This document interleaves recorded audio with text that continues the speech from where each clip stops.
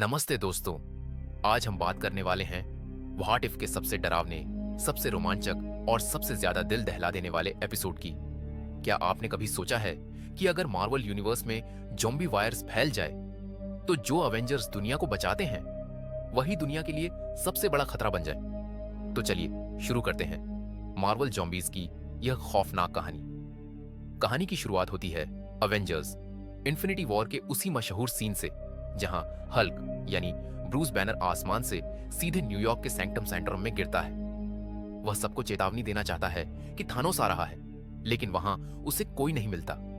अचानक थानोस के साथी ब्लैक ऑनर्डर हमला कर देते हैं। ब्रूस हल्क में बदलने की कोशिश करता है, लेकिन वह असफल रहता है। वह बुरी तरह फंस चुका होता है। तभी वहां आयरन मैन, डॉक्टर स्ट्रेंज और वोंग आते हैं, लेकिन ब्रूस यह देखकर दंग रह जाता है। वे तीनों ज़ॉम्बी बन चुके होते हैं। पल भर में वे ब्लैक ऑर्डर को बेरहमी से मार देते हैं और अब उनकी नजर ब्रूस पर होती है। उसी वक्त एंट्री होती है वॉप यानी होप वैन डाइन और स्पाइडरमैन पीटर पार्कर की, जो किसी तरह ब्रूस को वहां से बचा लेते हैं।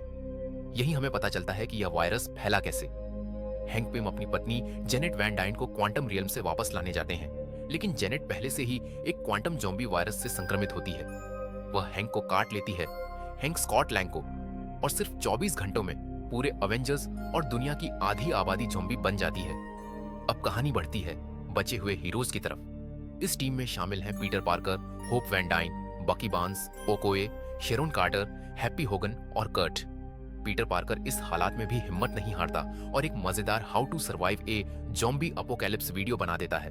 उन्हें पता चलता है कि कैंप लिहाई से एक सिग्नल आ रहा है जहां इस वायरस का इलाज होने का दावा किया जा रहा है। वे वहां जाने के लिए एक पुरानी ट्रेन का सहारा लेते हैं, लेकिन रास्ता आसान नहीं होता। ट्रेन पर ज़ॉम्बीज का हमला हो जाता है। ज़ॉम्बी हॉकाई के तीर से हैप्पी होगन मारा जाता है। फिर सामने आता है ज़ॉम्बी कैप्टन अमेरिका। बकी और कैप्टन के बीच जबरदस्त लड़ाई होती है। आखिरकार बकी कैप्टन की ढाल से ही उसे मार देता है और वही ढाल अपने पास रख लेता है। इस अफरा तफरी में शेरोन कार्टर भी ज़ॉम्बी बन जाती है और मजबूर होकर होप को उसे मारना पड़ता है। लेकिन इसी दौरान होप को एक हल्की सी खरोंच लग जाती है, जिसका मतलब है वह भी अब संक्रमित हो चुकी है। कुछ देर बाद ट्रेन का फ्यूल खत्म हो जाता है। होप अपनी शक्तियों का इस्तेमाल करके विशाल रूप लेती है और बाकी टीम को सुरक्षित जगह तक पहुंचा देती है, लेकिन खुद ज़ॉम्बीज की भीड़ में गिर जाती है और पूरी तरह संक्रमित हो जाती है। जब टीम कैंप लिहाई पहुंचती है तो वहां उनकी मुलाकात होती है विजन से। विजन बताता है कि वह माइंड स्टोन की फ्रीक्वेंसी से ज़ॉम्बीज को कंट्रोल कर सकता है। वह स्कॉट लैंग को ठीक भी कर देता है, लेकिन स्कॉट अब सिर्फ एक जिंदा सिर होता है जो एक जार में रखा होता है।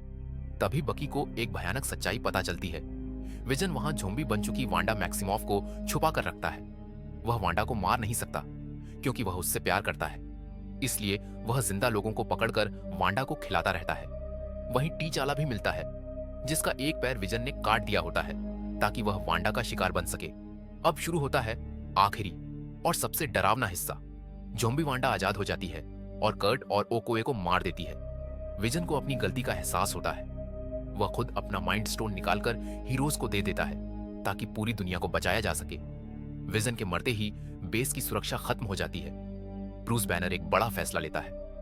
वह खुद को कुर्बान करने के लिए पीछे रुक जाता है ताकि वांडा को रोका जा सके, और वहीं वह आखिरकार हल्क में बदल जाता है। एपिसोड के अंत में पीटर पार्कर, टीचाला और स्कॉट लैंग एक प्लेन में बैठकर वाकांडा की ओर उड़ते हैं। उन्हें उम्मीद होती है कि वाकांडा की एडवांस टेक्नोलॉजी और माइंड स्टोन से इस ज़ॉम्बी वायरस का इलाज निकाला जा सकेगा।